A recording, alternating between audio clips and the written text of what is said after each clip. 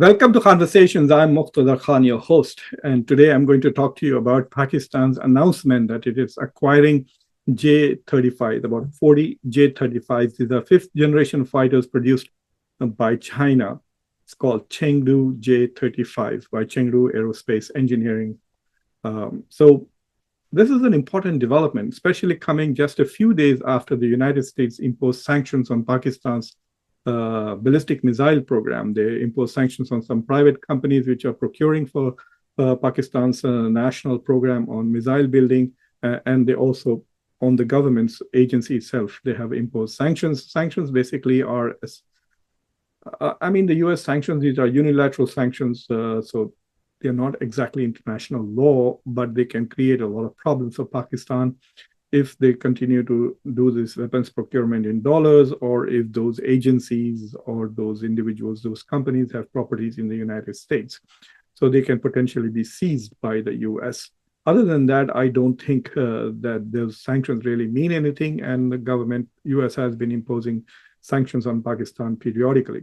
But anyway, we will talk about this acquisition of the J-35s, which are fifth generation stealth fighter jets produced by China. What does it mean for Pakistan? What does it mean for China? What does it mean for South Asia and India in particular? But before that, subscribe to Khanversations, like this video, press the bell icon, and don't forget to share this video with your socio-political network. So this is a big move. Pakistan has been struggling financially, and it's struggling to pay off its debt. The rupee has crashed in comparison to the dollar, which means paying the interest on the loans that it has borrowed from the World Bank, from IMF, from Saudi Arabia, United Arab Emirates, and China become more expensive because they have to convert that into dollars to pay them back. On top of that, the Pakistani economy is not really doing great. The inflation is very, very high. Productivity is low. Manufacturing is low.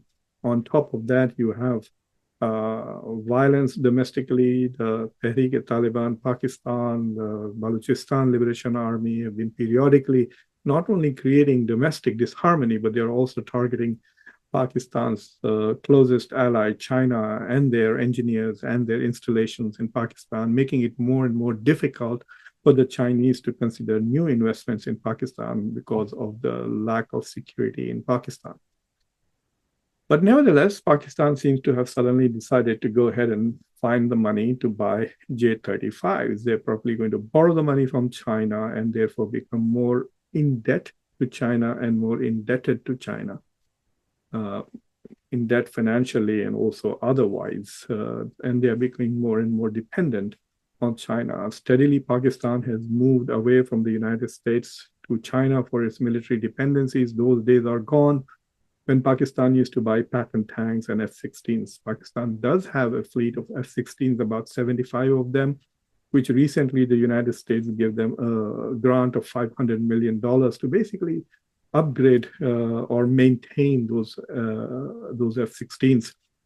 But they're getting old. Pakistan has an old fleet of Mirages and Dassault Mirages and F-16s, and so they are now upgrading.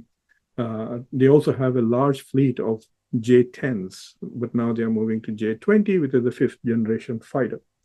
Pakistani Air Force, compared to India's Air Force, is quite small. Pakistan, I think, has about 1,400 planes in service, all things that fly. So it's fighter jets, it's transport planes, helicopters, whatever anything that flies, they're about 1,400.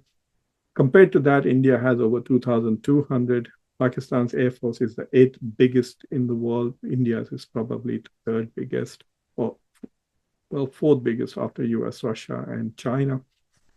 But if the J-35 is as advertised, then it definitely gives Pakistan a technological and strategic edge over India.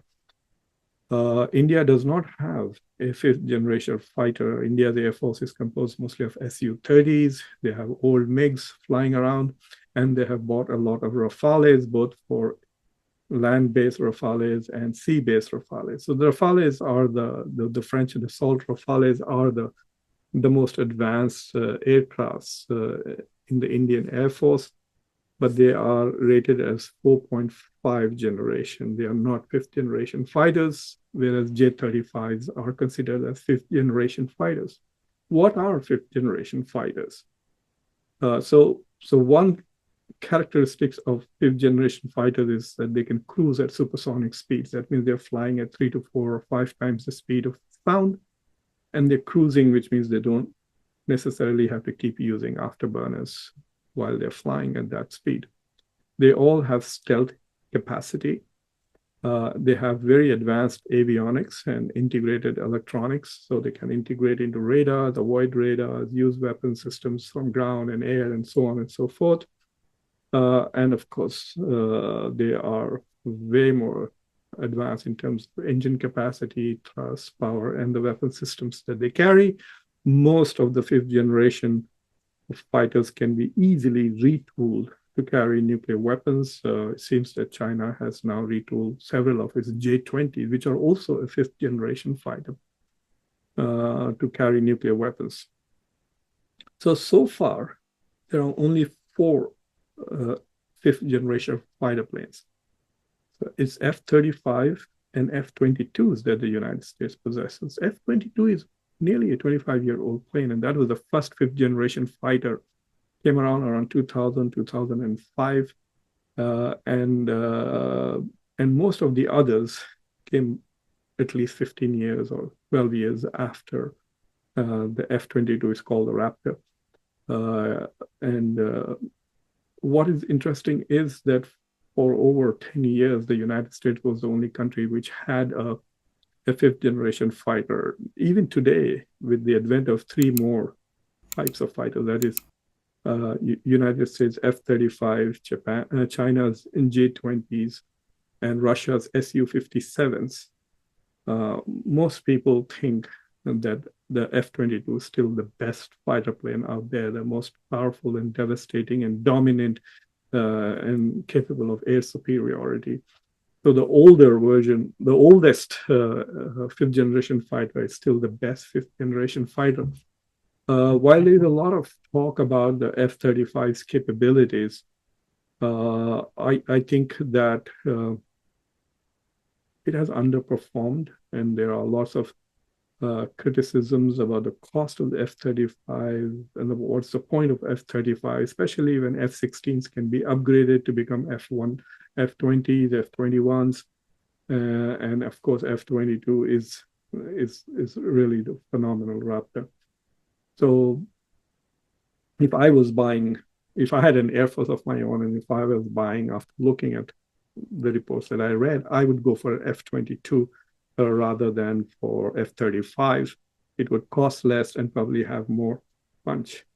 So these are the four fighter planes. India is talking about getting F-414 engines and building its own fifth generation. I think Tejas 2 is supposed to be like 4.5 or 5.0. Well, all of that is in the future. The deal is not yet finalized yet. And given the direction of India's relations with the United States, we really don't know what Donald Trump is going to do when he comes. Is he going to demand something in return? Is he going to let the deal stand? Who knows? So Pakistan's acquisition of fifth generation technology puts a lot of pressure on India to balance it. And India, as it is fallen behind. It had ordered some jets from Russia. It had also anticipated the engines coming from the US to manufacture them here at HAL in India for Tejas 2, and that has not happened. And so, as a stopgap measure, India has gone and bought Rafales, both land and air-based things. So, but nevertheless, it puts India at a technological and, shall we say, qualitative disadvantage, even though India has quantity on its side. But the problem with that is that Pakistan has about 1,400 planes. It can put them all on India's border. Whereas India has two borders that it has to worry about, which is on the western front, Pakistan, and the northern and eastern front, China. So India cannot devote all its 2,000 plus planes to target Pakistan. It leaves it.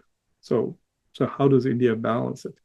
That is the challenge. So theoretically, India should have more planes, fighter planes, than China and Pakistan combined.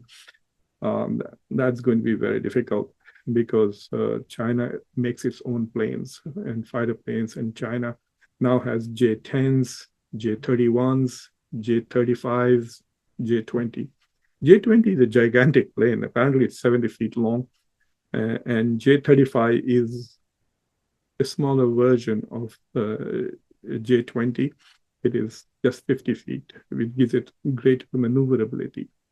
So this is an interesting development, but it also says that China is now ready to export advanced technology. Yes, China is, I think, the fourth biggest exporter of weapons after US, Russia, and France.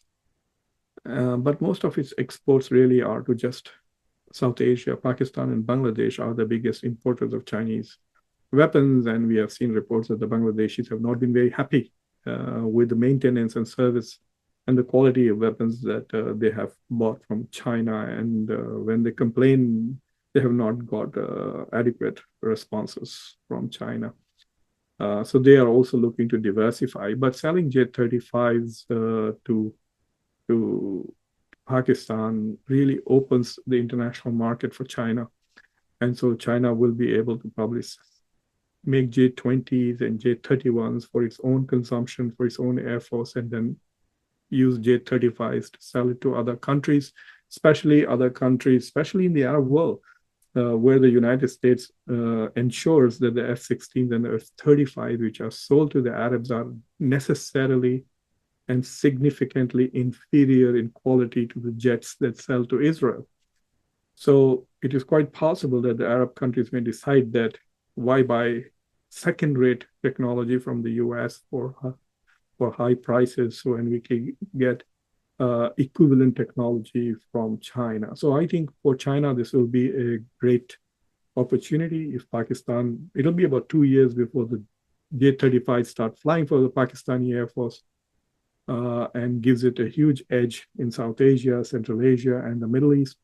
And perhaps this will be like a marketing advantage for China, and they will start selling J-35s in the region.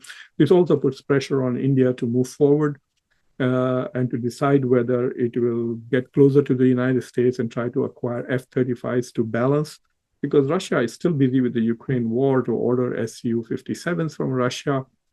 If India goes ahead and orders, say, 60 Su-57s from Russia, it's not going to make the United States happy. And we don't know how quickly Russia will be able to deliver them. Will they come in time to be able to balance the J-35s? And if India decides to move away from Russia and go and buy F-35s, then what kind of a deal are they looking for? The United States is not going to transfer technology. They will just want to sell F-35s. They haven't even agreed to transfer F-16 technology to India fully. Even the F-14 engines that they are selling, it's not 100% transfer of technology. So this is an interesting geopolitical development. I hope it does not trigger an arms race. I mean, there is an arms race going on in South Asia as India struggles to balance both in Pakistan and China's acquisition of weapons. The region is still poor. 33% of all people who live in absolute poverty live in South Asia, and 80% of them live in India. So there is a lot to be done with limited resources for development and eliminating poverty. So hopefully this does not trigger too much of an arms race in the region. But anyway, I thought I will share this. It's curious and interesting that this announcement that Pakistan is going to acquire 40 J-35s comes within a week after the US imposes sanctions on Pakistan. Is this Pakistan's way of telling America to go jump? So that's an interesting development, and I thought I will share that with you. I hope you found this conversations interesting. Thank you for watching. Like this video, subscribe to the channel, press the bell icon, and don't forget to share it with your extended socio-political network. Until next time, I'm your host, Muqtedar Khan. Take care.